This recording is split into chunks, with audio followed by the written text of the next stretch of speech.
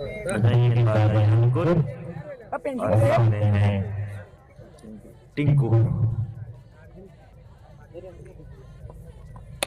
और इस बार सीधे बल्ले खेला है एक रन के लिए टिंकू बनाकर स्कोर 23। और इस बार खेला है कबस की ओर, वहां पर फील्डर तैनात, एक रन से संतोष करना पड़ेगा, मून है वहां पर मौजूद। और इस बार जल में कोच के निकालने से एक रन के लिए लॉन्ग पर फील्ड की गई है। सन वहां पर मौजूद, माफ कीजिएगा डी 3 डाउट में सिंगल है।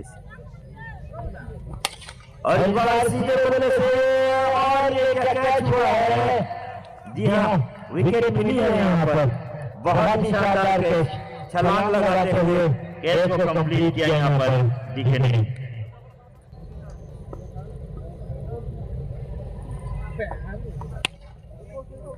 और अभी इसे खेला कबस की ओर एक रन के लिए अंकुर की अच्छी गेंदबाजी।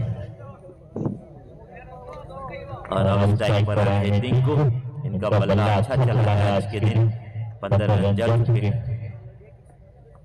और फिर से जोरदार प्रहार, लेकिन कनेक्शन नहीं, एक रन। 6 ओवर का ये मुकाबला।